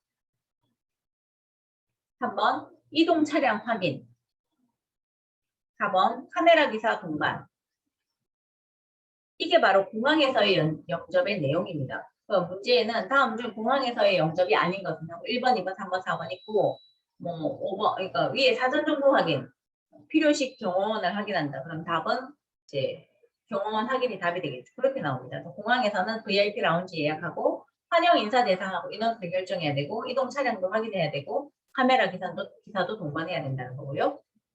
다음 253페이지 호텔에서의 영접. 영접이 이제 지역별로 있는데 이제 호텔에 왔어요. 공항에서. 그때는 이제 1번부터 6번이 있습니다. 호텔 측 관계자를 접촉해야 되고요. 2번 객실의 종류 및 이용 객실 수를 확인해야 되고 3번 객실 내에 노트북과 팩스 등을 설치 여부를 확인해야 되고 그리고 4번 VIP 전용 엘리베이터 유무와 있는지 확인해야 되고 다음 5번 익스프레스 체크인 바로 VIP용으로 체크인 절차를 거치지 않고 미리 배정된 객실을 안내하는 것 확인해야 되고요. 6번 객실 판명 인사카드, 웰컴카드라든가 꽃다발, 과일바구니 이런 것들이 있는지 확인해야 됩니다. VIP니까. 예전에 중국에 우리나라에서 행사가 있을 때 중국의 한 VIP는 빨간색을 좋아하잖아요. 중국 사람이. 그래가지고 그 호텔 전체에 본인이 이제 본인의 그 환영을 위한 카펫을 빨간색을 다 깔아달라고 했어요. 다 깔아주고 그리고 본인이 데리고 온 사람 모두가 투숙을 할 수 있도록 해서 그 호텔을 전체를 비웠다고 합니다. 바로 지금은 문 닫은 그랜드 호텔에서 있었던 일이라고 합니다. 그리고 그런 경우에는 아예 공간을 좀 넓게 해달라고 하면 호텔 벽을 다 쳐서 전층을 다 VIP가 쓸 수 있도록 요구를 하는 경우도 있다고 해요. 거의 다 맞춰줬다고 하더라고요. 그리고 또 하나는 그 VIP는 빨간 카펫을 깔고 레드 카펫을 깔고 자기가 호텔에 들어올 때 호텔의 전 직원들이 2열로 서서 자기한테 인사하기를 권했다고 합니다. 그래서 그걸 다 맞춰줬다고 하더라고요. 자, 다음 4번 환영 리셉션이 있습니다. 오프닝 시간을 확인을 하고 리셉션 홀의 준비사항을 체크를 하고 테이블 세팅하고 전체 행사 시간을 조율하고 좌석 안내도 및 행사 시에 서열을 확인하고 좌석 명패, 식사 제공 보통 이런 데는 이제 라운드 테이블에 원형 테이블에 이제 그 저녁에 어떤 행사장에서 이제 호텔의 행사장에서 식사 준비를 하는 거죠. 보통 우리가 그래서 항공이나 호텔과 학생들이 코로나 있기 전에는 이런 행사가 있으면 이제 학과에 의뢰가 옵니다. 호텔에서 학생 좀 보내달라고. 그럼 이제 실습 겸 가서 아르바이트 겸 이런 행사에 이제 도조를 가서 또 많은 것을 배워오는 학생들이 있더라고요. 글로벌한 사회의 어떤 사람들을 만나서 이제 서빙을 하면서 여러 가지 경험들을 많이 쌓기도 했었습니다. 과거에는. 코로나가 좀 정리가 되고 나면 또 그런 일이 생기겠죠. 다음 기타 사항, 한송호의 선물을 뭘 할 것인가. 이때 선물은요, 빨간 줄 할게요. 고가의 선물보다는 전통적인 선물이 좋다. 그래서 우리 한국의 어떤 특징을 드러낼 수 있는 그런 선물들이죠. 그리고 의전 결과를 체크하고 기간 중에 특이사항 및 히스토리 카드, 객실 상황이나 고객 이력 카드 이런 것들을 이제 작성합니다. 밑에 보시면 블럭룸이라고 하는 것이 있는데 블럭룸은요 바로 호텔의 객실을 특정 관광단체나 국제회의 참가자 그리고 VIP를 위해서 한 구역의 객실을 사전에 지정해 놓은 곳을 말합니다. 한 층을 다 비워놓는다던가 그런 것들을 얘기하는 거죠. 그리고 리셉션이라고 하는 것은 원칙적으로 국가적, 공공적, 반공공적 행사로서 베푸는 공식 파티를 얘기합니다. 행사 개막일에 개최하는 것이 일반적이고요. 학식 전에 사전 행사로 진행되거나 식사 형식을 갖추어서 제공이 됩니다.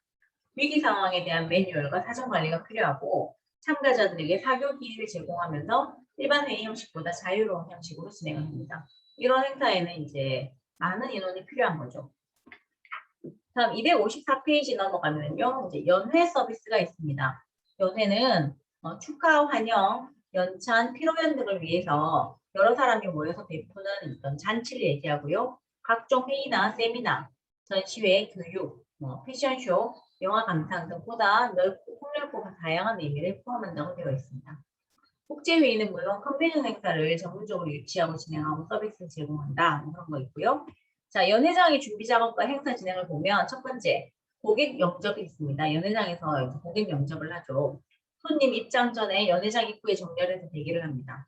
그리고 손님의 입장 순서를 지켜서 연회장 안으로 안내를 하고요. 지정 좌석의 경우에는 좌석명을 확인한 다음에 안내를 하죠.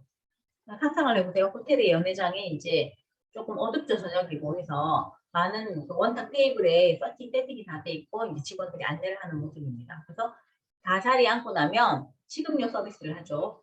그래서 이제 늦게 참석한 손님은 이름을 확인하고 조용히 좌석으로 안내를 합니다. 그래서 연회장 공기, 음향, 조명 이런 것들 신경을 써야 되고 다음 고객 반송을 합니다. 식사가 끝나고 나면 이제 유심을 체크하고 이런 것들을 이제 하게 됩니다. 자, 그리고 이제 고객 영접을 할 때 안내 자세 보면 이제 자세가 나와 있죠. 그래서 이런 거를 이제 보통 연회장 아르바이트를 해보시면 이 분위기 파악이 여러분들 다 돼요. 호텔 연회장 아르바이트는 솔직히 엄청 힘들죠. 몸이 굉장히 힘든데 적성이 잘 맞는 학생들은 정말 재밌게 잘 하고 오고요. 적성이 안 맞는 친구들은 너무 어렵다, 너무 힘들다, 몸이 힘들다 이런 얘기를 많이 하더라고요. 다음 255페이지 서열이 있습니다. 공식 서열인데요. 한국의 서열은 대통령 다음에 국회의장입니다. 그리고 대법원장, 국무총리, 그 다음 국회부의장. 그러니까 대통령, 국회의장, 대법원장, 국무총리 빨간 동그라미 해놓으시고요. 서열이 이렇게 됩니다. 한국은. 다음 미국 같은 경우에는요. 대통령 다음에 부통령이 있습니다. 우리는 부통령이 없죠. 차이점이 있습니다. 그리고 하원의장, 대법원장이 있고요. 영국은 서열이 여왕이 있고 그 다음에 귀족으로 넘어갑니다. 국가별로 서열이 좀 다르다는 거. 다음 관례상 서열 넘어가면 공식 서열과 달리 관례상 서열은 사람과 장소에 따라 정해진다. 사람 동그라미 하시고요. 장소에 따라 장소 동그라미 하시고요. 빨간 동그라미. 관례상 서열을 따르는 사람들 별표하시고요. 자, 공식 서열로 정할 수 없는 지위의 사람. 바로 정당의 당수나 임원 등 빨간 줄 하시고요. 사회적 지위나 문화적 지위를 고려해야 하는 사람, 문인, 글 쓰는 사람이나 실업가 이런 사람들은 이제 관례상 서열을 따르는 사람들이고요. 다음 집회의 성격에 따라 높은 지위를 누려야 하는 사람, 빨간 줄 국제협회장, 국제단체의장 이런 사람들도 관례상 서열을 공식 서열을 따르지 않는다는 겁니다. 다음 공식 서열을 무시하고 전통적인 서열을 인정해야 되는 사람, 옛날에 왕족들은 이제 서열을 인정해줘야 된다는 겁니다. 그래서 기본적인 관례상 서열의 기준을 보시면 빨간 줄하고 별표할게요. 자, 부부 동반의 경우에는 부인의 서열이 남편하고 동급이다. 참 웃기죠. 그래서 사람들이 군인 같은 경우에 군인 사회 내에서 아파트 내에서 전부 다 서열이 있다고 하잖아요. 남편이 내 서열입니다. 이은 연령을 중시한다. 그리고 여성이 남성보다 상이다. 우리 일장에서 배웠던 레이디 퍼스트 개념이죠. 다음 여성 간의 서열은 빨간 줄. 이거 왜 시험에 나오는지 모르겠는데 기혼 여성이 서열이 제일 높아요. 그 다음 미망인. 미망인도 참 표현이 웃겨요. 그죠? 이혼한 부인, 미혼 여성 뿐입니다. 굳이 서열 정하자고 하면 정한다고 하면 다음 외국인 상이고요. 높은 직위 쪽에 서열이 상이고 주빈을 존중한다. 네, 요까지 하고요. 256페이지는 이제 내일 진행하도록 하겠습니다. 진도는 이제 거의 다 나갔다고 보시면 돼요. 딱 떨어지게 안 끝나서 그렇지 다 끝났다고 보시면 됩니다. 자, 오늘 진도 다 나갔으니까 여러분들 모의고사 하나 더 받으시면 교재 한번 정독해서 읽어보시고요. 꼭 문제 한번 풀어보세요. 시험 치듯이. 자, 질문 있으면은 또 질문해 주시면 좋고요. 우선 이제 수업은 이걸로 마치도록 하겠습니다. 2시간 동안 고생 많이 하셨습니다. 수고하셨습니다.